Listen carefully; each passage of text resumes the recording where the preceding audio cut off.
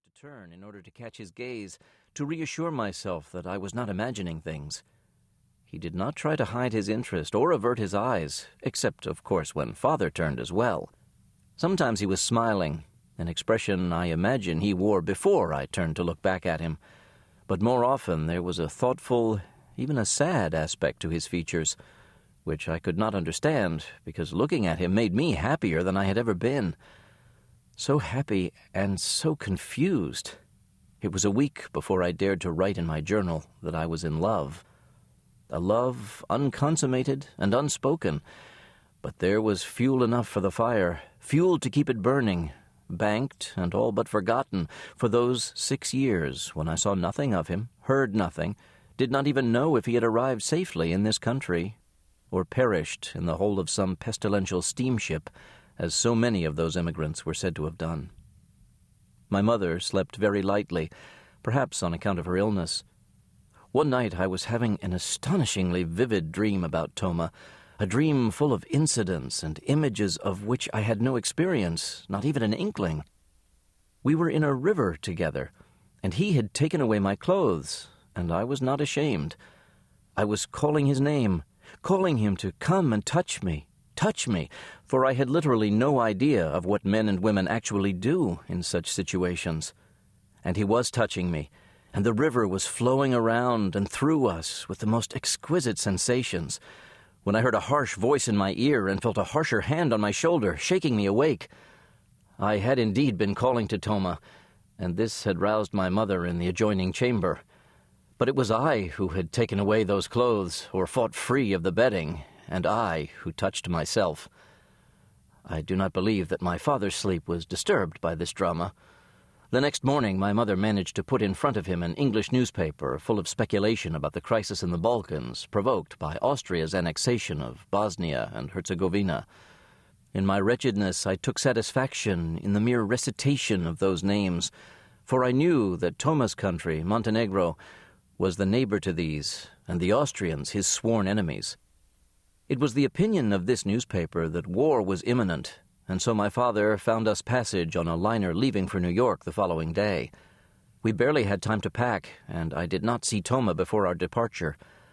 I thought I would never see him again, and so I took a terrible risk, and gave all my pocket money to a porter who barely comprehended a word I said. Somehow I made him understand that he was to take my note of farewell and deliver it into the hands of the beautiful boy. From the diary of Harriet Bigelow Truscott, on the eve of her marriage, September 12, 1919. Part 1. 1914. Chapter 1. It had begun to snow, and she had been sitting in the car for so long that the snowflakes fixed themselves to the dark green cowling, for the motor was now as cold as she was. She did not know quite what time it was, only that the meeting between her father and Mr. Stevenson had been fixed for 2:30 in the afternoon, and they had driven at an immoderate speed down from Beecher's Bridge that morning, with her father wedged in the back by the great half-moon of iron, urging the driver to hurry. McEwen, a dour man in any circumstances, shrank into the collar of his coat and muttered to himself. "What's that you say, McEwen?"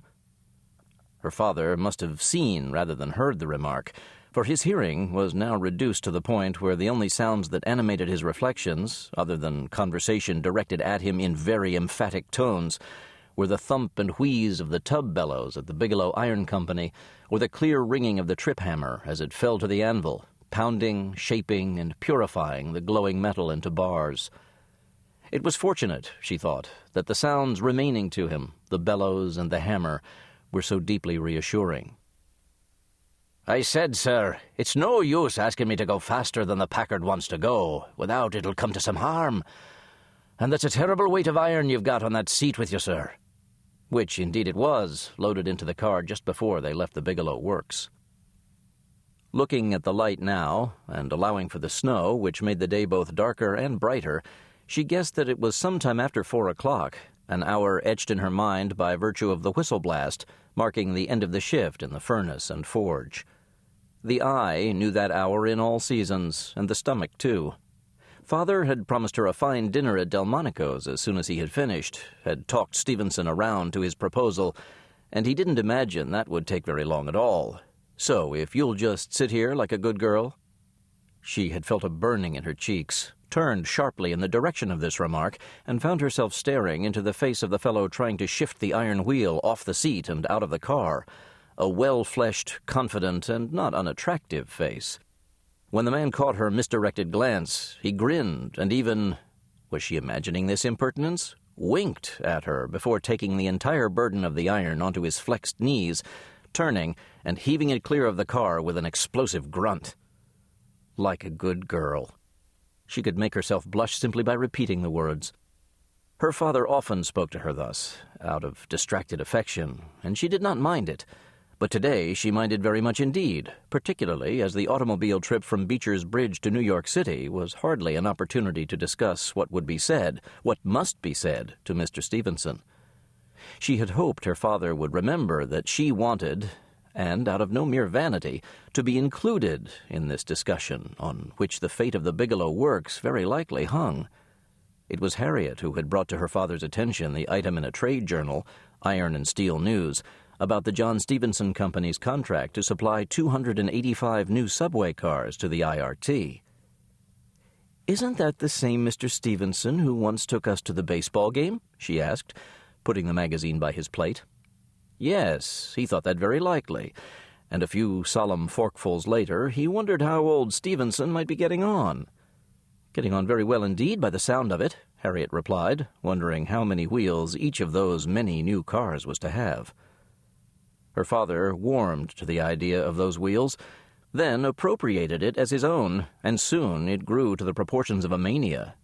He would not willingly entertain other topics of discussion, nor could Harriet qualify his enthusiasm for the project by any normal business considerations such as costs, scheduling, specifications, and possible modifications to the plant. The Bigelow Iron Company would manufacture the wheels as subcontractor to the John Stevenson Company. He and his old friend would see to that. Amos Bigelow became obsessed with catalogs, and where he might once have spent the better part of his day prowling the furnace building or engaging Horatio Washington in discussion about repair or modification of the breast wheel, the water wheel was a source of endless concern, he now spent his time perusing and annotating Hitchcock's machine tool list or the Patterson, Gottfried, and Hunter catalog of power transmission devices. Harriet, who attended to the ledgers at the works, noted the changed composition of the mail pouch and formed in her mind grim auguries of the future.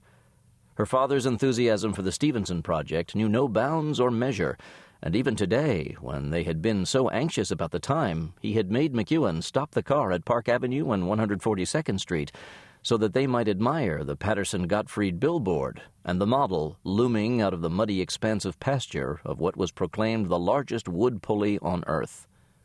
Harriet had undertaken the actual correspondence with Stevenson, though her father seemed to believe that he had already broached the business and received a reply.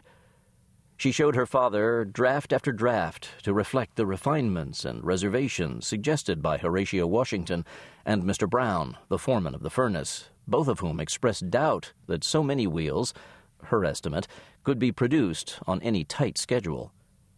It was Horatio who pointed out that there hadn't been much snow this winter, and the holding ponds up the river on Great Mountain were already low. Come August, who knew what they'd be using for water? Stevenson's response, to Amos Bigelow, of course, rather than Harriet, was cordial but not very encouraging. Yes, he would be subcontracting the wheel assemblies along with many other items in the undercarriage and couplings, air brakes, upholstery, and, of course, the electrical systems. Certainly he remembered the pleasant association with Bigelow over these many years, and he had never heard the slightest complaint about any of Bigelow's products. Stevenson went on to say that he had already been in discussion with several foundries on the subject of wheels, and so it would come down to the matters of price and specifications. It was not yet clear whether iron wheels, granting the excellence of the Bigelow product, would do, or whether he must turn to the steel available from the open hearth operations in Pittsburgh. It was a complex decision, and he would be in touch when he had further information. There were, of course, other subcontracts to let. Had the Bigelow Works any experience in the manufacture of springs? The correspondence had been the occasion for Harriet's sudden education, her real education, in the ways and workings of the Bigelow Iron Company.